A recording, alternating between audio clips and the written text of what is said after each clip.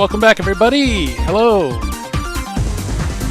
Greetings. Yes, it's time for Apologetics. You have entered into the Apologetics zone, the Virgin Most Powerful, I guess you could say, dojo, where we wrestle with defending, explaining the faith, and kind of learn how to share the faith with confidence and also clarity. And we have a great show in store for you today. A few episodes ago, I had a caller. Actually, he's a regular. I've noticed he was a caller on other programs on Virgin Most Powerful. And we were discussing one of the logical fallacies, which is kind of appeal to flattery. And he noted that in the Middle East, that Muslims often use this appeal to flattery. They'll invite Christians into your homes and show them all sorts of kindness and hospitality, and try to build bridges by saying, we believe in Jesus and we love Mary just like you. And, and that's true to an extent, I suppose. We do have some things in common, some things not in common. And actually today, our guest is going to help us sort out, at least in terms of Jesus and the Qur'an, what truth from fiction, what we share together, where we diverge, and where do these ideas about Jesus come from inside the Qur'an. We're going to have Dr. Brian Bradford join us and talk about Muhammad's Jesus, Qur'an parallels with non-biblical texts. That's going to be fun. It's always fascinating to have a discussion with Dr. Bradford. He's done a lot of research into the roots of Islam, the doctrinal roots of Islam, and it's always an education to have him on the show. So we'll talk to him after the first break, and also we're going to do our exercises. We're going to talk about finding the fallacy, and since it's Friday, the fallacy for today is actually a propaganda technique. It's known as guilt by association, and the Meet Early Father for today is Victor Avita. So we have our work cut out for us. And it's time to give our little shout out here to those watching live stream on social media, Facebook, YouTube. Hello, everybody.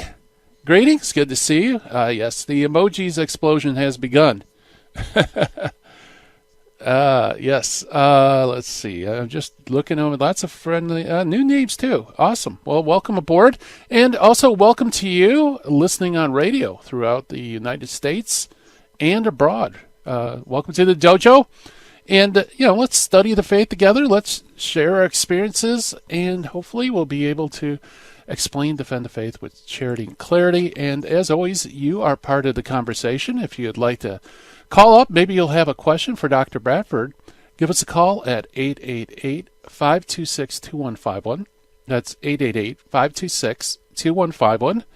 Love to talk to you. Or if you have a question, please email us. We've been getting lots of great emails, and I love it. Just keep it coming, because I think probably next week I'll have a little bit of time. We'll be able to go through some of these emails. There's some fantastic stuff in the dojo mailbox. And maybe you would like to make your contribution. So send us an email. The questions at handsonapologetics.com. Share your questions, maybe experiences. Tell us what's going on.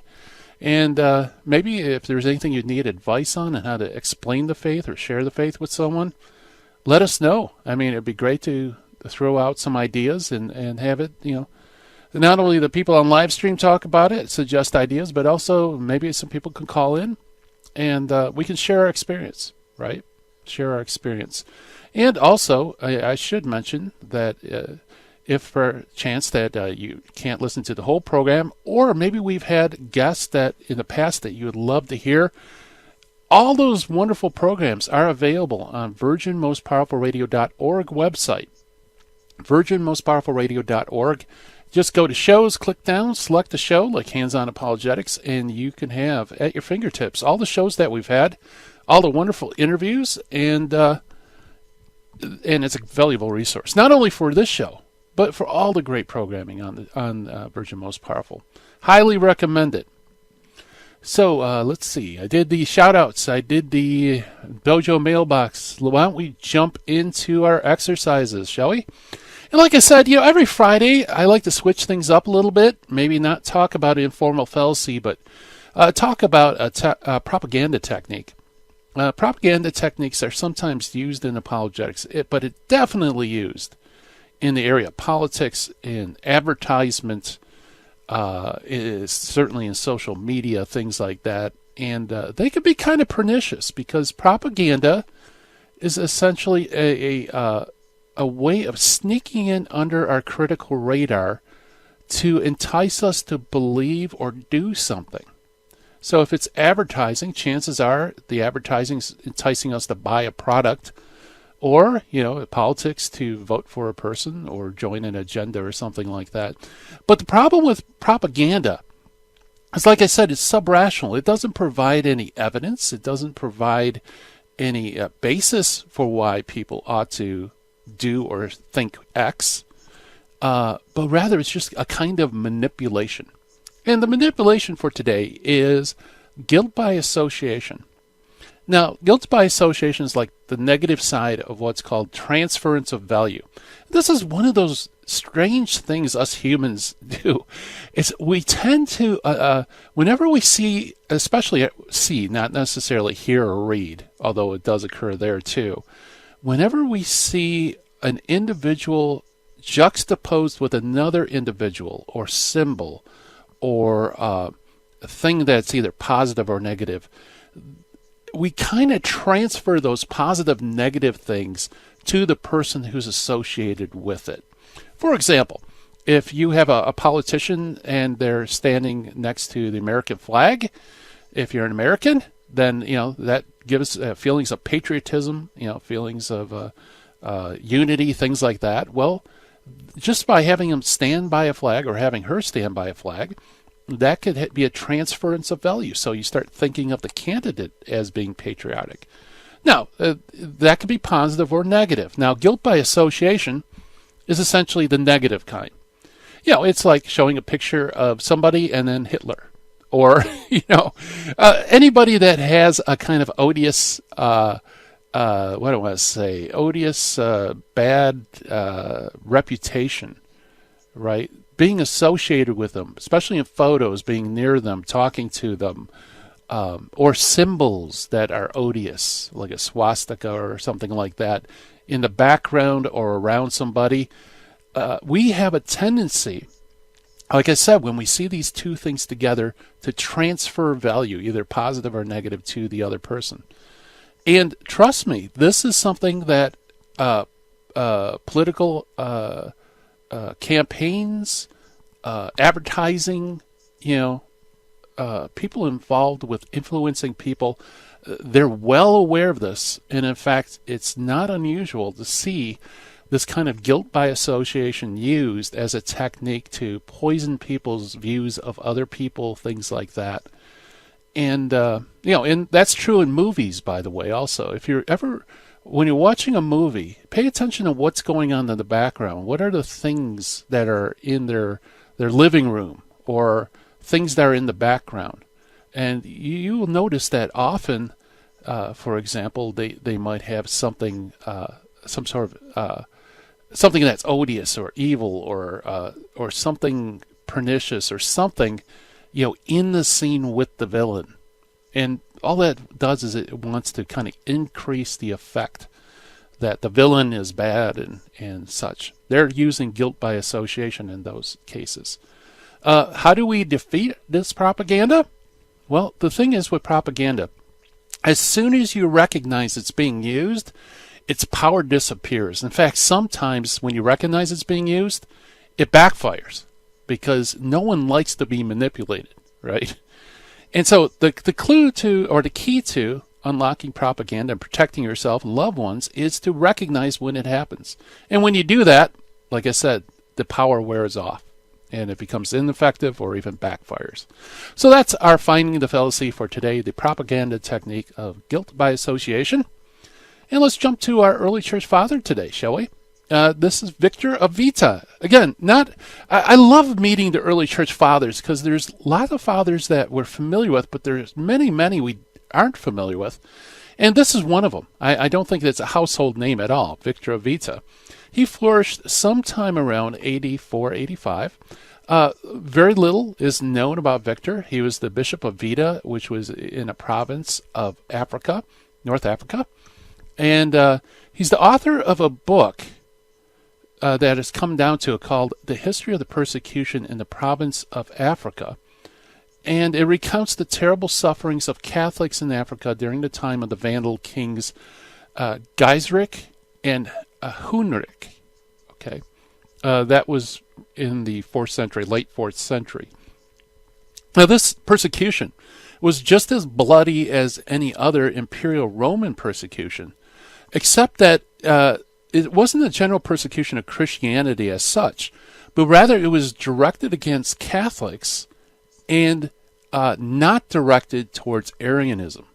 In other words, this particular persecution was a kind of pro-Arian type persecution. Now, the Arians, of course, were those who believed that Jesus wasn't fully God, but rather he was kind of a lesser God. And so that was where these Vandals, the barbarians, if you will, who are at least nominally Christian, but they were largely Arians, persecuted and attacked Orthodox Catholic Christians. So that's our early church father for today, Victor of Vita. And sounds like there's some great quotes. I probably won't have time to read them. But anyway, stay tuned, everybody. We're going to talk to Dr. Bradford about Muhammad's Jesus. Stay tuned.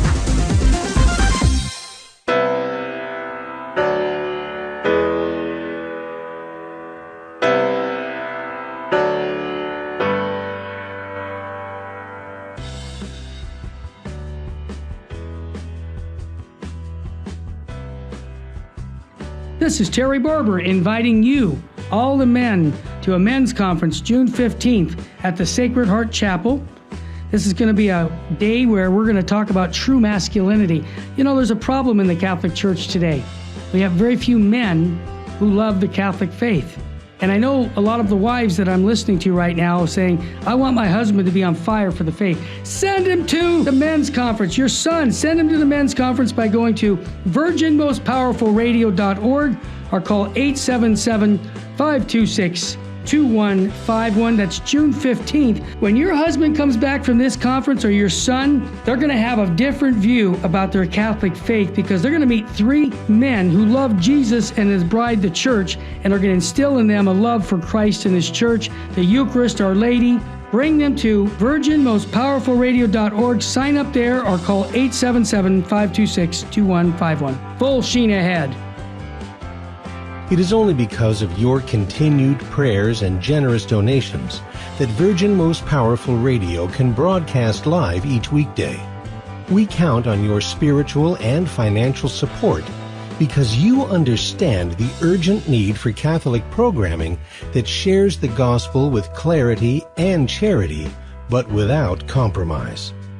Please prayerfully consider becoming a monthly donor. You can set it up with the touch of a button on our website, catholicrc.org.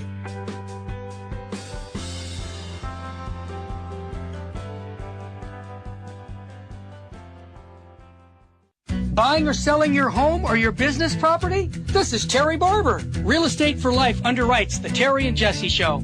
And they can connect you to one of 900 pro-life real estate agents around the world. And when they receive their referral fee, they will give 80% of it to a pro-life organization.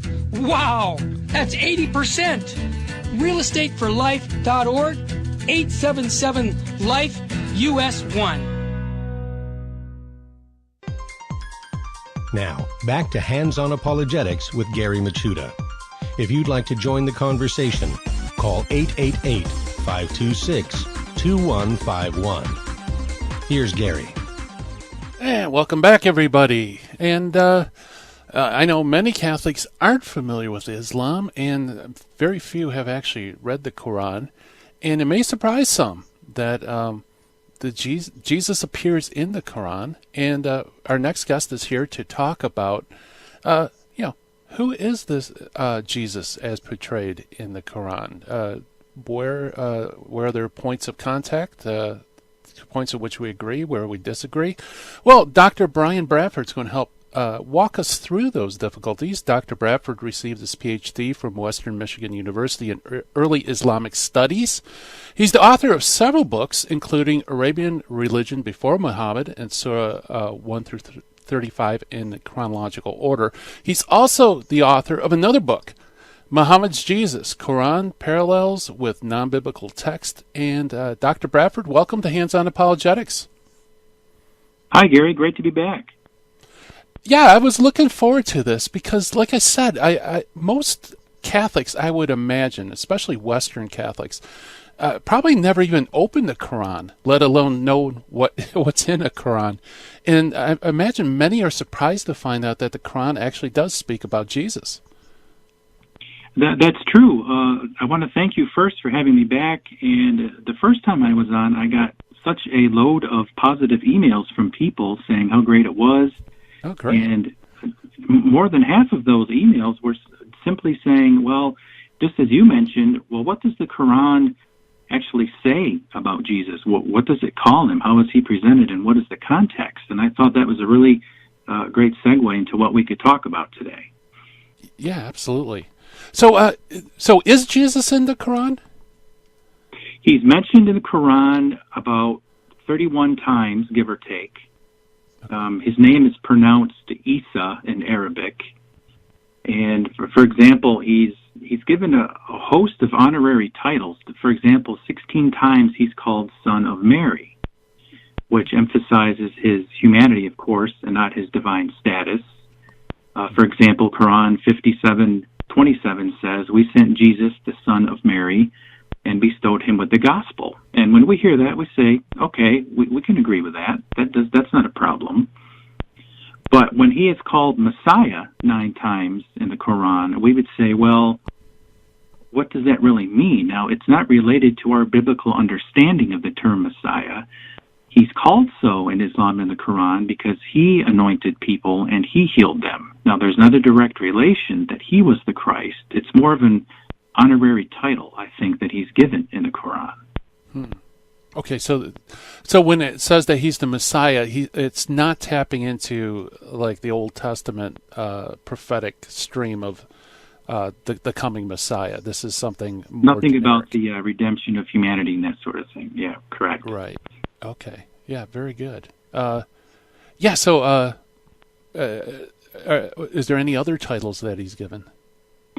Well, for example, when it mentions Messiah in Quran 5:17, it says, "Surely they disbelieve who say Allah is the Messiah, the Son of Mary."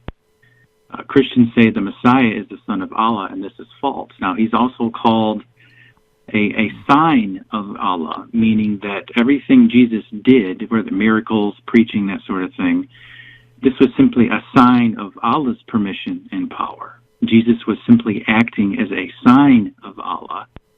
And it also can apply to Jesus being a sign of the last days, because believe it or not, in Islam, he does have a very important role in the eschatological end times prophecies in Islam, which is very interesting as well. Yeah. Yeah. Okay. So before we get to that, so they would deny that Jesus is the Son of God, and but they would affirm that Jesus did work miracles by Allah's permission. So in a sense, he's kind of the instrument of Allah.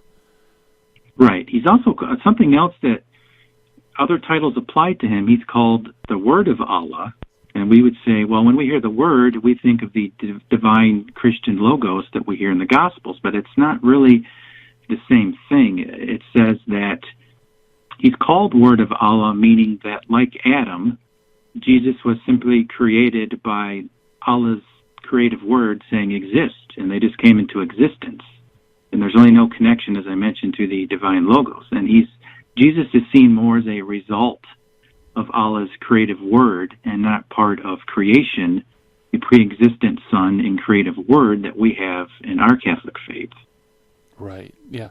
Now, is that pertaining to the virgin birth? Because I believe they believe in the virgin birth as well. Is that correct? They do. They do profess a belief in the Annunciation, which is interesting because it's found in the Quran, chapter 3, verse 45, I believe. And what's interesting, when you look at all the origins and the traditions behind these verses, The Annunciation, for example, if you open your Quran and go to chapter 3, you'll find it. But chronologically, it's ranked number 89 out of 114 total verses. So it actually comes quite late in the composition of the Quran. And it says, the angels come to Mary and say, Allah gives you great tidings of a word from him. His name will be Christ Jesus, son of Mary. He'll be held in honor in this world and the hereafter. He'll be closest to Allah. And then it follows our biblical story where Mary says, well, how can this be when no man has touched me? And then the angel says, well, Allah creates what he wants. He only says exist, and it becomes into existence. So it kind of copies the same story that we have in the New Testament about that as well. Interesting. Yeah, and so they believe in the virgin birth. And you said also there's a role for Jesus in this kind of eschatological coming. Can you explain a little bit about that? Because does it square with like our understanding of the second coming, or how is it? Well, not really. It's since Islam teaches that Jesus' life and his mission as a prophet of Islam was interrupted by the attempted crucifixion. He has to return to earth and live out the rest of his normal life, I guess you would say. It's believed that he's going to descend from heaven either at the city of Mecca or at the great mosque that is in Damascus, Syria. He's supposed to encourage the world to follow Islam. Jesus is supposed to marry, have children, and die after 40 years on earth. It's believed he'll be buried next to Muhammad, and this is why he has to return to complete his mission, and he's considered a sign of the last hour in the Quran in chapter 4. Okay. And a lot of this is really written about in something called the Book of Tribulations, about the year, that's written about the year 900, give or take. And it talks about the end times battle at the city of Dabiq in Syria, which is actually the name of the magazine published by ISIS, coincidentally.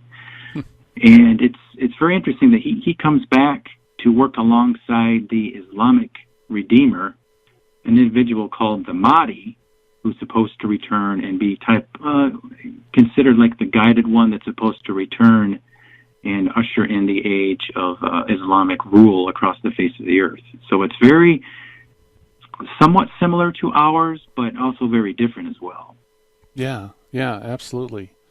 And so the reason why he comes back is because he still has part of his life to be lived, because they deny the crucifixion. Is that correct? Correct. And so how do they view the crucifixion? Is that in the Quran? It's in the Quran several times. It's in chapter 4, which I believe Surah 4 is number 92 chronologically out of 114, so that comes very late as well. Okay. And that says, those saying, indeed, we have killed the Messiah, Jesus, the son of Mary, the messenger of God. They did not kill him, nor did they even crucify him, but another was made to resemble Jesus, and they did not kill him for certain, but no, God raised Jesus up to himself. So it was interrupted, he was taken up to heaven, and that's why he's going to return to complete his mission. Okay. Yeah, which, of course, is very different from the biblical understanding. Yeah, right. Yeah, very different. In fact, I believe last program we were talking about some of the heretical Christian roots of that understanding and other things too. But it's strictly speaking, it wouldn't be the end of time, though. That would just be ushering in like the final tribulation before the end of time. Yes, because it's difficult, because when you look at Islamic history, they believe the real, true, authentic, historical Jesus doesn't really come into literature until probably about the 9th century out of Iraq, because that's when the earliest collections about Jesus' life outside of the Quran get put together. Then they start having conversations and more literature written about what's going to happen. And there's various different signs. There's 10 major signs that include the coming of Jesus. They consider smoke coming out of heaven. the arrival of the false Messiah, the beast, the sun will rise from the west, Jesus and Mary will descend from heaven, the appearance of Gog and Magog. There'll be great three tremors, one in the east, one in the west, one in Arabia. Fire will burst forth from the Arabian Peninsula and drive people to their final assembly. And it's very late in Islam when all this starts. Like I said, it's about the year 900 when all this literature finally starts coming out. So it's 200, 300 years after Muhammad died, so it even takes place and gets really fabricated even after Muhammad's life. Right. Yeah, but so this would be extra Quranic material then, right? Correct, yes. Yeah.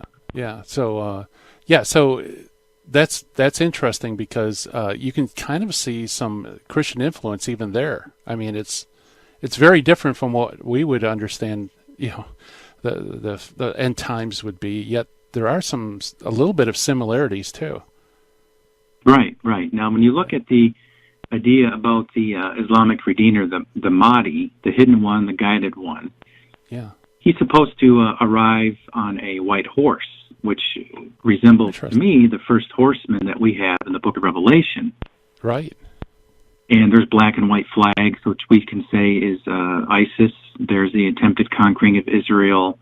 The discovery of the Ark of the Covenant and the true Gospels will be discovered by this Mahdi, who will present them to the world with Jesus in an effort, I guess, in essence, to say, look, these true Gospels that we found match the Qur'an, so we're right and you're wrong, and have a nice day. That's kind of the interpretation they give. Yeah. That's very good. So let's see. I hate to start another topic because we're right about on top of the break, but when we come back on the other side of the break, why don't we talk a little bit about where did some of these ideas about Jesus come from earlier literature? Some pre-Islamic sources, if you would. Does it sound good? Sure. All right. Very good. Well, we're talking with Dr. Brian Bradford about Jesus. But Jesus as portrayed in the Quran. So we're talking about Muhammad's Jesus.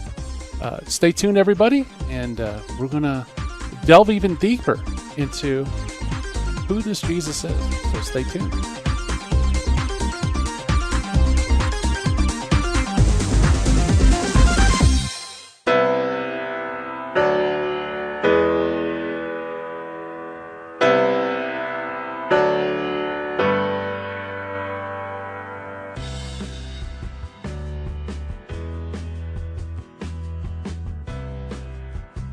This is Terry Barber inviting you, all the men, to a men's conference June 15th at the Sacred Heart Chapel.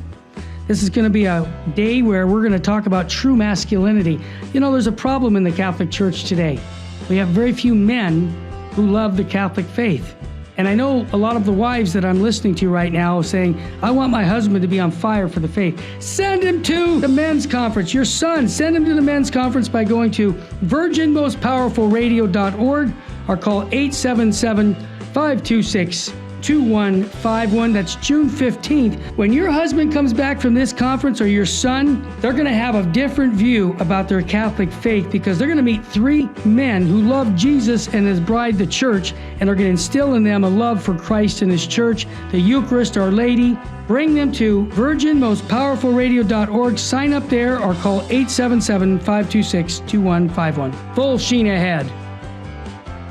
It is only because of your continued prayers and generous donations that Virgin Most Powerful Radio can broadcast live each weekday. We count on your spiritual and financial support because you understand the urgent need for Catholic programming that shares the gospel with clarity and charity, but without compromise. Please prayerfully consider becoming a monthly donor. You can set it up with the touch of a button on our website, catholicrc.org.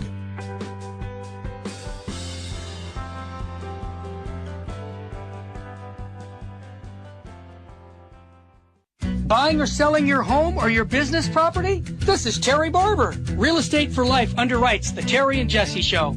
and they can connect you to one of 900 pro-life real estate agents around the world. And when they receive their referral fee, they will give 80% of it to a pro-life organization.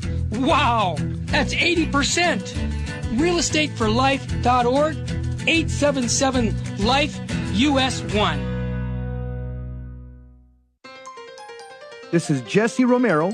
You're listening to Hands-On Apologetics with Gary Machuda on Virgin Most Powerful Radio. And welcome back, everybody. We're talking about Jesus in the Qur'an, and specifically with Dr. Brian Bradford, a wonderful resource on this material. And actually, before Dr. Bradford, before we get to some of the source material for this information on Jesus, you mentioned before the break that there was this idea that Jesus and Mary would return. Can you maybe sketch out just very quickly a little bit about how Mary's portrayed in the Quran? Well, she's the only woman named in the Quran. She has a very high status in Islam, and I think that derives from a group who lived in Arabia that we know from Christian sources from about the 400s. There was a group called the Collyridians, which is a derivative of a fancy Greek word which means a fancy little cake that people would bake, and in celebration of Mary, and they sang hymns to her in Arabic and revered her as a type of deity, and we know that was in pre-Islamic Arabia. So I think that has always influenced Muhammad's perception of Mary and who she was. Yeah. And we even know that in pre-Islamic times, there were portraits and icons of Jesus and Mary that were hanging on the Kaaba, the great structure that is inside Mecca today. So that's always been very interesting to me. Really? I didn't know that. So she's mentioned in the Quran. She's given a very high opinion, and she's going to return as well. Did I hear that correctly? Yeah, that's one of the signs of the 10 signs of the end times, is that Jesus appearing in the sky and descending with Mary, which I've always thought is very interesting and very almost Catholic, I would say, in the way that is presented.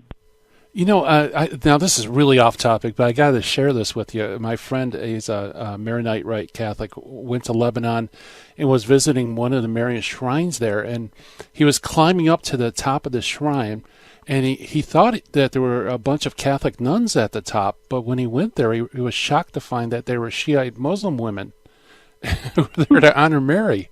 And wow. So it's interesting. That explains a lot as far as Marian apparitions and how there may be some tie to evangelizing Islam. That's true. I've always thought that was one of the few common points I found in discussing with Muslims when I was in Jerusalem was the person of Mary and how important she was.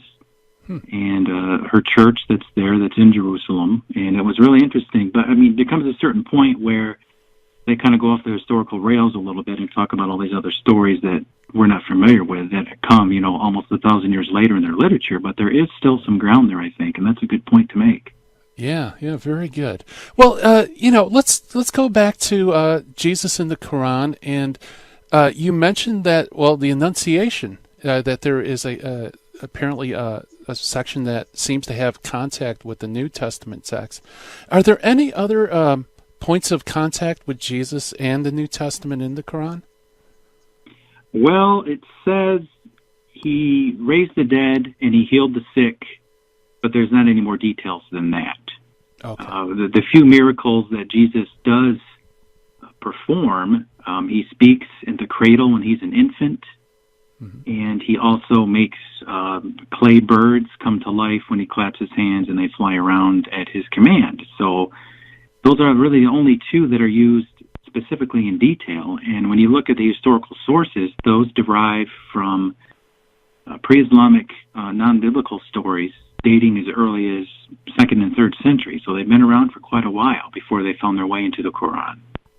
Oh, interesting. Yeah, tell us a little bit about that. Well, for example, there's, we talk about the birth of Jesus, which is in the Quran, chapter 19, which is actually number 44 chronologically. It says that Mary drew herself to the trunk of a palm tree to rest. The child called out from beneath her, and he says, "Do not grieve. Your Lord has made a stream to flow beneath you, and shake the tree, and you will have fruit supply, and you'll give fresh dates to refresh you." And this story, Gary, is almost taken word for word from the gospel, something called the Gospel of Pseudo-Matthew, which derived from a Hebrew Matthew, which is written about in the histories and the Christian writers found down in modern-day Yemen as early as about the year 220. It was used by Christian Jews who had settled in modern-day Yemen. And it's also the source that we have for Jesus speaking in the cradle as an infant. So there's a lot of ways you can pick apart the Quran and look at these stories about Jesus and say, okay, they came from these sources, which predate Islam, in some cases, 5-6 centuries. So that's pretty amazing. Yeah, absolutely. What about the clay birds? Do you know what the source is for that? The clay birds, that's mentioned in the Quran a few times, chapter 3, chapter 5, I believe. And it says Jesus only does that with Allah's permission. And that's also taken from Pseudo-Matthew, parts of a Greek version of the infancy gospel of Thomas, and the Arabic infancy gospel, which dated about the year 500 or 600, give or take. And what's interesting about those two particular miracles, Jesus making clay birds and talking in the cradle, were so important to Islam that they remained in circulation, and they're the only two specific stories that are in the biography of Muhammad that he uses in a debate with Christians from a nearby city to prove that Jesus was not God by referring to these stories, which is very interesting. Yeah. So, that is interesting. So what would be the apologetic power behind that? Do you have any insight into that? Like, what about those texts would be useful? They came, he was visited by a Christian delegation from the city of Najran, which used to be a Christian headquarters, for lack of a better term, in modern-day Saudi Arabia. Mm-hmm. And Muhammad referred to these stories and said, look, they're in my revelations. These were given to me by Gabriel, that Jesus only made these birds come to life because Allah allowed him, and he spoke in the cradle when he was a child because Allah allowed him. And this is proof that he was not God. And these Christians said, well, they're not in our New Testament, they're not in our scriptures. And they kind of go back and forth in the debate. And then Muhammad received some timely revelations, some repeated verses about these stories to kind of reiterate to them that I'm correct and your story is wrong. So that's just the way that the context comes through. Gotcha. Yeah, very interesting. What other parallels are there with? It doesn't have to be Christian sources, but other sources as well. Excuse me. Well, there's the idea of the crucifixion has always been interesting because chronologically, as I mentioned, that comes number 92 out of 114 chapters, so that comes very late. So it always has to look at the context of who Muhammad was meeting. When did he meet them? Where did he meet them? And it's so difficult to pinpoint some of these dates because the Quran itself is a very tricky piece of literature to figure out the exact composition and when it was put together and that sort of thing. But as far as other correlations with the New Testament, there's not really, besides the Annunciation verses, there's nothing else that really, for lack of a better term, that really jives with what is in the New Testament. Yeah. Muslims say that you can't use the New Testament as a source, yes, because it's all wrong and it's corrupt. Now, there's a few cases you can use for apologetics if we get in discussions, is that they say the Holy Spirit guided Jesus and he was bestowed with the Holy Spirit when he was born and came to earth. And we say, okay, we believe in the Holy Spirit too. Let's try to use that as a basic grounds for communication. But they also say the angel Gabriel was the Holy Spirit. And then other literature says Muhammad was the Holy Spirit. So that's another point of contention that's very difficult to get in discussion too. Yeah. Yeah, very good. Yeah, you were mentioning the chronological order. I'm glad you brought that up because the Qur'an's not laid out in chronological order, right? It's been reordered. Right, correct. Yep. I think by length. Is that correct? Yep, it's the order of the surahs or the chapters. That's how tradition has it put together. Right. Yeah, so it's important to try to pinpoint like where or when something was occurred so that you can kind of, fix it with the what Muhammad or who Muhammad was talking to and stuff like that. Right, correct. Yeah. Were there any influence by the desert monks with Muhammad's understanding of Jesus and even Mary? I mean, well, the Islamic sources tell us that Muhammad used to go pray in a cave 1 month out of the year and pretty much be a type of hermit, not take any food or water. People would bring him donations, that sort of thing. And he would seek the divine as a hanif. And a hanif is a term in Arabic which means somebody who's a friend of God. It's applied to Abraham and I think David and a few other Old Testament individuals. But he was trying to seek God and seek the divinity in this cave outside of Mecca. And that's when he received his first revelation. And when you look at the archaeological histories, there were a series of monastic cells that were along something called the King's Highway, where Muhammad would be a merchant in the 7th century, traveling from modern-day Saudi Arabia up to modern-day Jordan, into parts of Syria. And he encountered several of these monks. Now, the Muslim histories say that he did indeed meet these monks, but they twist it around and say, well, these monks recognized Muhammad as an authentic prophet, the final prophet. They left their Christian faith and followed him and started supporting him in his revelations and his mission as a prophet. Oh. Well, the Christian sources say, well, that's not true. This merchant came along and he learned everything he could from local monks and Jews at these bazaar fairs and trade gatherings. And he went back to his home country and he just invented his own religion. So each side has their own particular perspective on it. Okay. Yeah, interesting. But they both concede that he did have contact with Christian monks. Yeah, very good. Wow. Well, we're coming up to our next break. Man, this hour is flying. We're talking with Dr. Brian Bradford about Muhammad's Jesus, Quran parallels with non-biblical text. And fascinating discussion. If you'd like to join us, give us a call, 888-526-2151.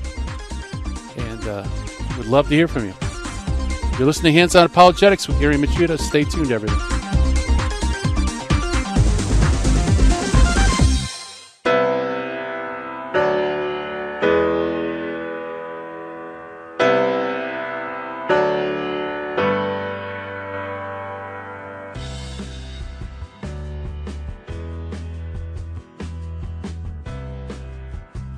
This is Terry Barber inviting you, all the men, to a men's conference June 15th at the Sacred Heart Chapel. This is going to be a day where we're going to talk about true masculinity. You know, there's a problem in the Catholic Church today. We have very few men who love the Catholic faith. And I know a lot of the wives that I'm listening to right now saying, I want my husband to be on fire for the faith. Send him to the men's conference. Your son, send him to the men's conference by going to virginmostpowerfulradio.org or call 877-526-2151. That's June 15th. When your husband comes back from this conference or your son, they're going to have a different view about their Catholic faith because they're going to meet 3 men who love Jesus and his bride, the church, and are going to instill in them a love for Christ and his church, the Eucharist, Our Lady. Bring them to virginmostpowerfulradio.org. Sign up there or call 877-526-2151. Full sheen ahead. It is only because of your continued prayers and generous donations that Virgin Most Powerful Radio can broadcast live each weekday. We count on your spiritual and financial support because you understand the urgent need for Catholic programming that shares the gospel with clarity and charity, but without compromise. Please prayerfully consider becoming a monthly donor. You can set it up with the touch of a button on our website, catholicrc.org.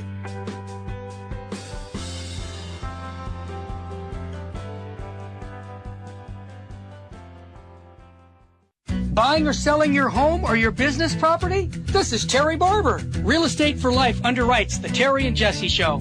And they can connect you to one of 900 pro-life real estate agents around the world. And when they receive their referral fee, they will give 80% of it to a pro-life organization. Wow! That's 80%! realestateforlife.org, 877-LIFE-US1. Now, back to Hands-On Apologetics with Gary Machuda. If you'd like to join the conversation, call 888-526-2151. Here's Gary. And welcome back, everybody. We're talking with Dr. Brian Bradford about Muhammad's Jesus and looking at Jesus in the Qur'an. And Dr. Bradford, most of the things that I know about Islam, I know through part of the Chaldean community here in Detroit area. And there was a monk that they mentioned to me often, and I never was really sure exactly how it plays into this story. But I believe that the monk was named Bahira. Oh, Bahira, yes. Bahira, yes. Mm-hmm. Who is he? What influence, if any, did he have on Muhammad? Well, he's mentioned by both Christian and Muslim sources. The Muslim sources say that he recognized Muhammad as a final prophet.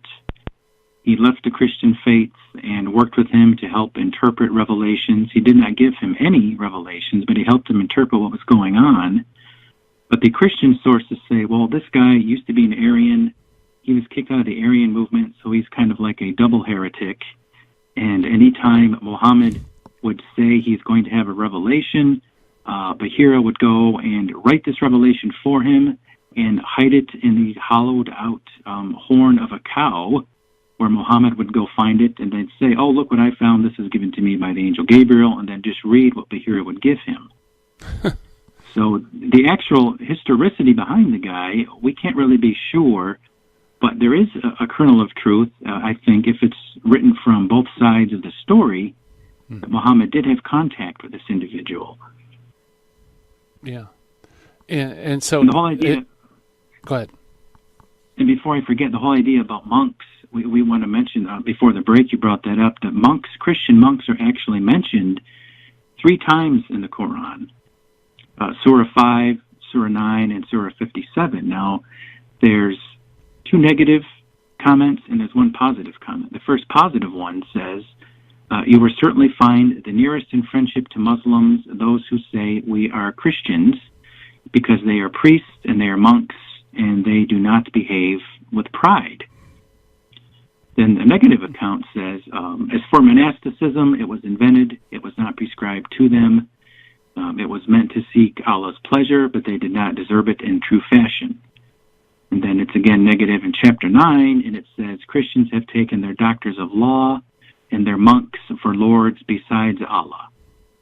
So that reflects to me, there had to be some ongoing relationship with Muhammad and surrounding monks for this attitude to change. And the history behind these passages, they come quite late. They come number 94 and number 112 and number 113 out of 114 total in the Quran. So they're very late when you put that together in the whole history behind Muhammad's revelations and everything. And I've always found that very interesting. Yes, yeah, indeed. Well, let me ask you I guess a naive question, but if someone doesn't understand, Islam, like I pretty much don't, someone could say, well, why would Muhammad have to go to these apocryphal sources or, make up his own story when you have the gospel writings, which are extremely early? Why not just portray Jesus as he's portrayed in the New Testament? Why wouldn't they consider the New Testament authentic writings? Well, that's a very difficult question to answer, because you would think that of all the missionary movements that were starting in Christianity, I mean, we have sources that say Bartholomew, after the crucifixion and ascension of Jesus, went down to modern-day Yemen and started preaching to the Jews down there, and they converted to Christianity. But I think the Arabic New Testament wasn't in existence until about the year the late 600s or early 700s. So there was not a big literary Christian movement that was involved in the Arabian Peninsula.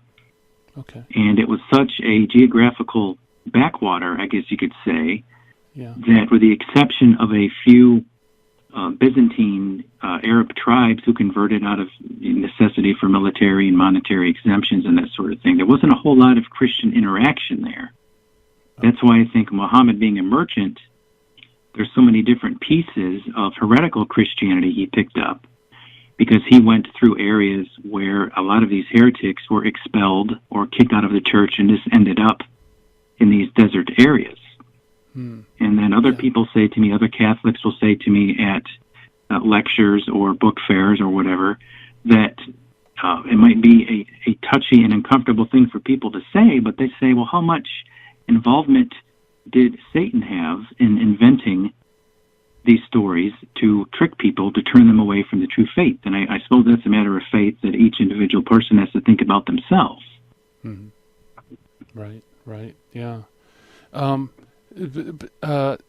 how do I want to say? So, in a sense, by the time authentic writings percolate down into Saudi Arabia, this whole endeavor has already started, and it seems to me that the reaction is that these Christian stories are really a corruption, that perhaps the monks or somebody kind of fabricated or changed, and that the Quran's kind of a restoration story of how it really was supposed to be. Is that correct? That's a good way to put it, because a lot of these, if you look at the monks of the series, I believe it's called The History of the Monks of Syria and The History of the Monks of Palestine, that's written by some Byzantine historians in the 400s, they detail that there were various pockets of monks who were heretical monks who would have these fantastical visions and write down these stories and then sell them to people or trade them to people who were passing by. And they were warned to not take anything if it was presented to you by an entity calling himself the angel Gabriel, to not believe it. It was false. So there's lots of stories that Muhammad traveled through an area where a lot of these, I guess you could say, quasi-monks were inventing these stories and passing these off as true. Okay. And pre-Islamic Arabia was not a very written or literate society anyway. It wasn't coming from a written historical tradition. For example, the Greek society of the Mediterranean area, there wasn't a whole lot of material that was written in general about anything. A lot of it were stories and oral traditions, and I think that's how Muhammad heard a lot of this. And then you have to look at the compilers of the Qur'an, who put it together, when they put it together, and that's a whole other topic as far as gathering sources, looking and cutting and pasting, for lack of a better term, some of these ancient sources to come up with a strictly Arabic holy book. Yeah, that would be an interesting subject for a show. Basically how the Quran was put together. Yeah, I'm trying to. Both you and I are big fans of a work by Epiphanius of Salamis, the Panarion, which is this incredibly complex catalog of heresies and stuff. Is there anything Epiphanius shows in his Panarion that can kind of shine light on the Jesus in the Quran? Well, he's a great source because he loved his heretics, that's for sure. And he's very important because he gives details of who lived where, when they were there, and the various texts that they used. And if you go through the index of some of those, you can look for Arabia or prophecy, monks, and that sort of thing. He details so many of these groups that you can kind of put together a heretical puzzle, I guess you could say, of a lot of these individuals. For example, there's the gospel of a man named Basilides, who wrote about Jesus not dying on the cross. Somebody else looked like him. It was Simon who helped him carry the cross. Everybody else got confused. And that's the idea, pretty much, that ends up in the Islamic interpretation of the crucifixion. And that dates very, very early when we talk about him. Interesting. And there's a host of other groups. He talks about monks who lived in caves. He talks about other stories and texts that people would dress up and pretend to be Christian monks and sell these stories to people that they had, these old visions in their own caves and that sort of thing. So it's kind of a template, I guess you could say, or a blueprint for what could be argued to be the origins of Islam, I suppose. Yeah. Yeah, fascinating. That's very fascinating. Well, you're incredibly well read on this subject. Can you recommend maybe a book or two where someone who has zero knowledge of Islam, how they could become, familiarize them with their beliefs and also how to maybe even evangelize, where they differ from us? Well, there's so much literature out there. I mean, if you just go to Amazon and put in Islam, you're going to be looking for days because there's just so many titles that come out all the time. Yeah. I hate to be self-aggrandizing, but the works I have written, Muhammad's Jesus, Historical Jerusalem from an Islamic perspective, that's another one. Interesting. Arabian religion before Muhammad is well put together because it helps explain from an Islamic perspective what they think religion was in the Arabian Peninsula before Islam and even before Christianity came along. Yeah. There's a lot of some really hard-to-find works by some Jesuit priests who lived in the Middle East. They're very hard to find. I can't recall their names at this point, but they're difficult to find. But if you search enough, I think you can actually download some of those on PDF formats from the Internet. Okay. There's Jesus in the Qur'an by Jeffrey Parinder. I do remember that one. That's a good source. There's another title, More Than a Prophet, written. I think that's written by a convert from Islam to Christianity that explained why he left the faith after looking at all these elements about Islam and comparing it to Jesus and Jesus' life from the gospel perspective. Mm-hmm. And if people really want to get into understanding Islam, the Quran is available online to download if you want to read the first 5 chapters, which really are, to be quite honest, they're very strange, and they're not very historically like a flowing narrative, but they might give some idea about where they're coming from. And as far as evangelization, I always have to start with talking about the person of Jesus. Yes. Because there's so many stories, and there's such a rich salvation history that the Muslims don't have because it's not included in their book. Yeah, very good. And well, I think, it takes just one passage to get the ball rolling, I think. Absolutely. Well, thank you so much for coming on the program. We appreciate it. Thank you again, Gary. Appreciate it. All right, and that is Dr. Brian Bradford. His books, Muhammad's Jesus, and also all his other books are available on Amazon.com. Check them out. They're very well written. And coming up next week, big week next week, we're going to have Mike Aquilina, Carl Keating, Ken Hensley, and Joseph Pierce come on the show. Talk about apologetics, explaining, defending the faith. Coming up next, the Terry and Jesse Show. High-intensity talk radio coming at you. It's time for me to turn off the JoJo lights here at the Midwest Command Center. Thank you so much for listening, folks. I appreciate it. And I wish everybody a happy and blessed weekend. Take care. Bye-bye.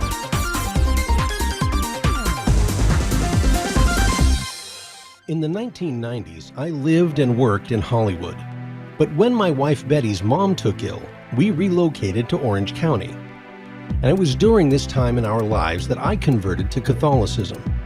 Once my eyes were opened to the truth, I couldn't learn enough about the faith. But I had less free time than ever, especially with a long commute. That's when I discovered the real value of Catholic audio. Listening to cassette tapes transformed my daily commute into a miniature retreat. And that's the beauty of Virgin Most Powerful Radio today. Since the podcasts are archived, you can listen anytime on our smartphone app. I know how listening to Catholic audio can bring you closer to Christ and His Church. So I encourage you to visit the App Store or go to vmpr.org and download the app today. It just might change your life. I'm Matthew Arnold for Virgin Most Powerful Radio.